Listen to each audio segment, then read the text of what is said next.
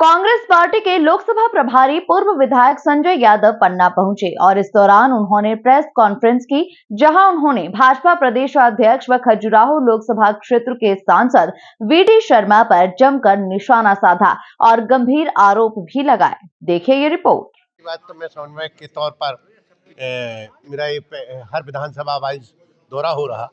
उस दौरे के तहत हमारे संगठन में आगामी लोकसभा की दृष्टिकोण देखते हुए कि हम अपने कांग्रेस के संगठन को मजबूत करते हुए पिछले विधानसभा के हार की समीक्षा के साथ आगामी लोकसभा चुनाव में हमें किस तरह से चुनाव जीतना है, लड़ना है। और स्वाभाविक है, जब खजुराहो लोकसभा संसदीय को मुझे प्रभार मिला है तो हर जगह एक बातें सामने आई हैं कि यहाँ के जो वर्तमान सांसद हैं वीडी शर्मा जी, वो वीडी शर्मा जी की केंद्र में सरकार भी है, मध्य प्रदेश में भी सरकार है और सेकंड सीएम माने जाते हैं। लेकिन उन्होंने इस संसदीय लोकसभा क्षेत्र को लूटने का काम किया है, देने का काम कुछ भी नहीं किया है। एक तो यहाँ की उनको जानकारी नहीं है, भौगोलिक जानकारी कि कौन सा गांव कहाँ है। कभी कभार आते हैं, वो मुख्यमंत्री जैसे स्थिति में आते हैं, इन्होंने सिर्फ भ्रष्टाचार, गुंडागर्दी, अराजकता। अब विरोध भी इसलिए नहीं हुआ यहाँ कि विरोध ना होने का कारण है उनके दहशत। किसी को आम कार्यकर्ता को या आम किसी भी नागरिक ने अगर उनका विरोध किया, उनकी संसदीय जो निधि मिलती है उसकी भी जानकारी पता है कि किसी गांव में 1 रुपए की तो निधि खर्च नहीं की गई, वो निधि कहाँ गई, ये बड़ा महत्वपूर्ण सवाल है। लेकिन कोई आवाज़ इसलिए नहीं उठा सकता क्योंकि वीडी शर्मा की सरकार है और वीडी शर्मा जी उसको बंद करवा देता, किसी भी केस में फंसवा देता है या पिटाई करवा देता है, क्योंकि उनका स्वभाव गुंडागर्दी का है और लूटने का है। वो स्वभाव से ही ऐसे ही, शुरू से ही, जब से राजनीति में आए हैं, जब से उन्होंने सिर्फ एक ही काम किया है, गुंडागर्दी और लूट। और मुझे तो बड़ा आश्चर्य होता है कि जिसके केंद्र में सरकार हो, 10 सालों से सरकार हो और हमारे इस क्षेत्र में सिंचाई के साधन उपलब्ध न करा पाए, ये बहुत बड़ी कमी है। रोजगार के संसाधन कोई उपलब्ध नहीं करा पाए, शिक्षा या चिकित्सा के क्षेत्र में भी उनकी कोई उपलब्धि नहीं थी इन 5 सालों में।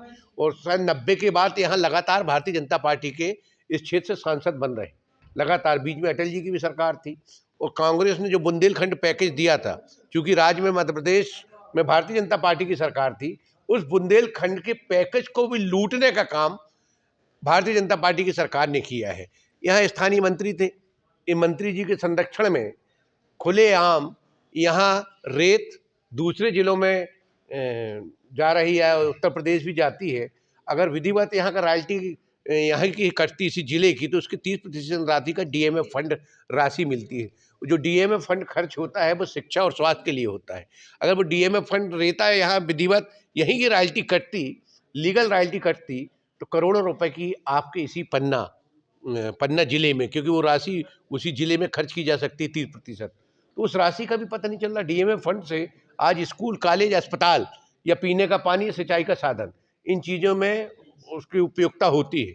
लेकिन वीडी शर्मा जी को कुछ काम करने का तरीका ही नहीं मालूम कि विकास कार्य कैसे किए जाते हैं, बड़े निर्माण कार्य कैसे किए जाते हैं।